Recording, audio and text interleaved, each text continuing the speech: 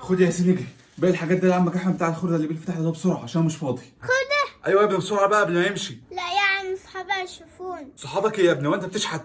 اخلص بقى يلا عشان الراجل هيمشي. لا يا عم لا. ما تخلص يا ابني الراجل هيمشي. حاضر. تعال الحاجات ده يا عم. هات يا حبيبي. الحاجات ديت هتبقى عامله 60 جنيه. 60 جنيه؟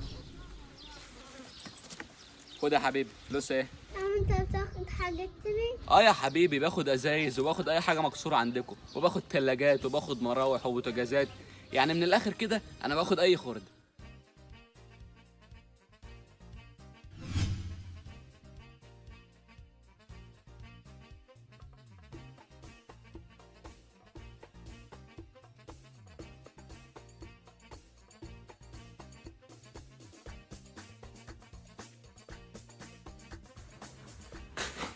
ايه ده؟ انت بتعمل ايه يا ياسين؟ وايه الشقاره دي؟ ده انت عامل زي الناس اللي بتلم خرده. ما لم خد. بتلم خرده؟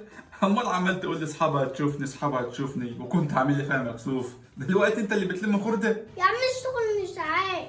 لا يا عم مش عيب وانا قلت حاجه. بقول لك ايه؟ اوه.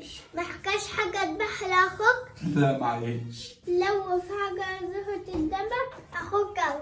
كمان؟ حاضر. جابك شويه حاجات لول. ورينا يا عم انت جايب لنا ايه المره دي؟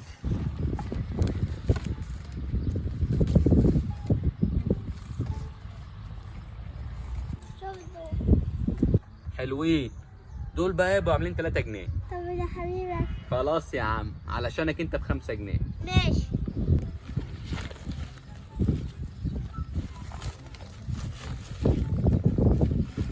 ودول. دول هيبقوا يعني عاملين 7 جنيه. يا حبيبك. خلاص يا عم ليك انت ب10 جنيه. ودي بقى. وريني اشوف واحكم.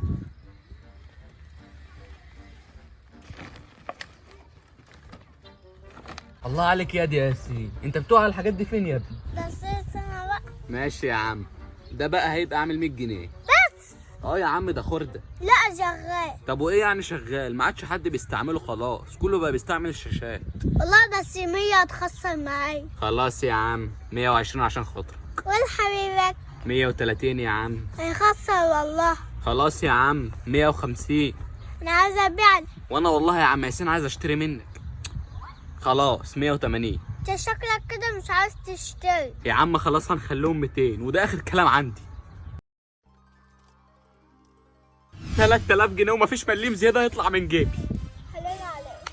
مقنع قوي الواد ده. الحمد لله انه ما منعنيش البيت بتاعي.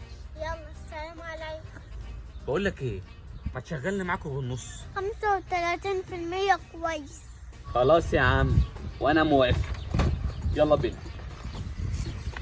بيكي مين؟